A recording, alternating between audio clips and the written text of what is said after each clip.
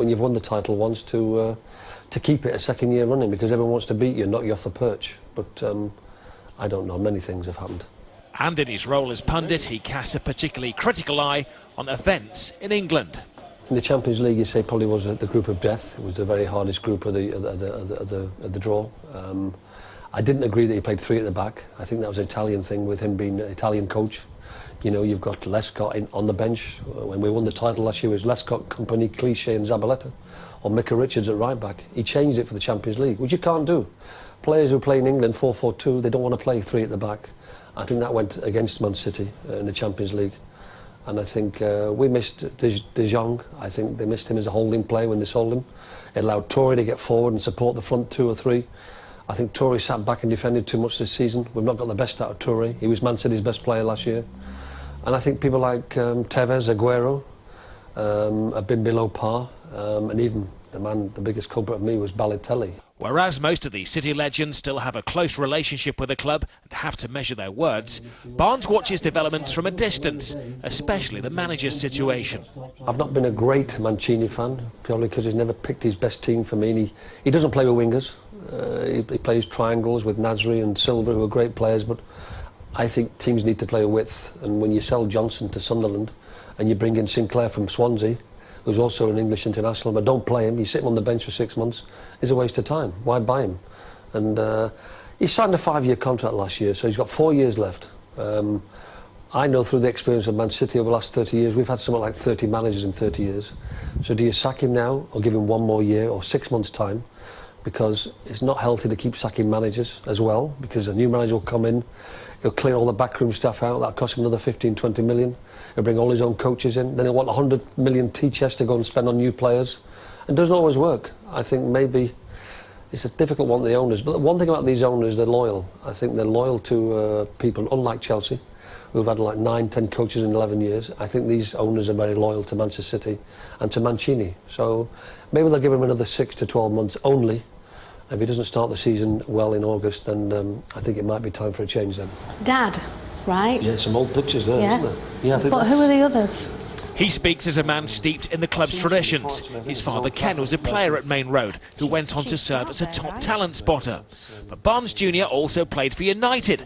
Reportedly, he once hid in the showers to avoid the Fergie hairdryer. I think it hurt him last season that City won the title, especially being the noisy neighbours, but he's come back fighting. I mean, that's what he's all about, Alex, and they deserve to be at the top. They played the best football, they scored most goals. And I think Van Persie, to me, was a great buy. I think if one player Man City should have gone for, would have been Van Persie. I'd have sold the bank. I'd have given everything to get Van Persie at Man City, because he's a prolific goal scorer.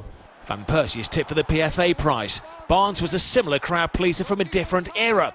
He was awarded the Union's Young Player of the Year back in 1976. Out to me. Now he passes his knowledge on to the kids of Kuala Lumpur and beyond. Dad came out here many years ago for holidays to see Karen and the family, and he set up with Karen the Ken Barnes Football Club, and you know, that was to go into isolated areas of Malaysia to find good kids, give boys a chance off the street to play football, and I'm just continuing in his legacy. Roll it, roll it. A coach teaching his tricks during the week, and an expert at weekends.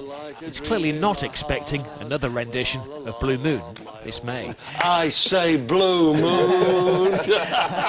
Blue Moon. He's better than you. He was a decent winger. Yeah. Thomas, so Manchester City, the win over Chelsea, how did you rate the performance? Very, very good. I think it was the best performance of the season. The best 90 minutes, controlled it. I said to you a bit earlier on, when I seen it, I thought Chelsea have got a chance in this game, because Kolo Toure, Nastasic at centre-back, then you've got Garcia and Rodwell in midfield. So I feared for them. But my goodness, how well they all played, particularly Rodwell. I was quite surprised. It was only 10 minutes into the second half when he was substituted. That's as well as I've seen him play. I think Roberto Mancini has said as much. Said he played very well. He's predicted a big future for him, not just with City, but with England as well. I mean, it's small steps from there at the moment, Absolutely, isn't it? Yeah. He's had a lot of injuries since he's been there. But this seems to have hampered his career, even at Everton. When he was doing well, injuries, setback. So he needs to do a lot more. One good game is not going to make this young man. But I've seen enough about him and that team last week, I thought, because they have had problems, Manchester City. They've not been as good as what they should. It shows with how many points behind Manchester United. But my goodness, what a great team performance it was. And they thoroughly deserved the 2-goal victory. Still needed something just a bit special, didn't it, from Yaya Toure to set them on the way? Really good. Lovely finish. Drifted past it. They needed Joe Hart to come up with something a bit special. Well, having said that, his manager was quick to criticise him afterwards as well. He said when the long ball comes through, he said Joe's got to do better than that. Would you agree, Charlie? I would. Made the wrong decision. And once you leave yourself vulnerable like that, Jeff, any striker, midfield runner, you name it, they're waiting for any contact that's going to come in, especially the fact Demba Ba's going away from goal. So he's just waiting for any contact can be made. And keepers must be aware of this now, because they're taking too big a risk to go. And if somebody's going to go around you, I'm not saying that you just stop, put the brakes on and say, on you go, score. But there's got to be a way around about it. And I thought Joe Hart left himself so vulnerable making that poor decision. But what a save it was. It was a very, very good penalty. I thought the power and the pace in it. Penalty. He is actually reading it as a good defender, and he's coming round him. Because if he hadn't made that decision, he'd have been off the pitch. So he wouldn't have even been there to make the save. But it was stunning. It's a Monday night game, of course, Alan McInally. Your old club, Aston Villa. I mean, they've got Reading away on the Saturday. Is there a temptation, you know, if you almost kiss this one off and concentrate on that Reading game instead? Oh, I don't think they're not in a position they can kiss anything off, Jeff, for the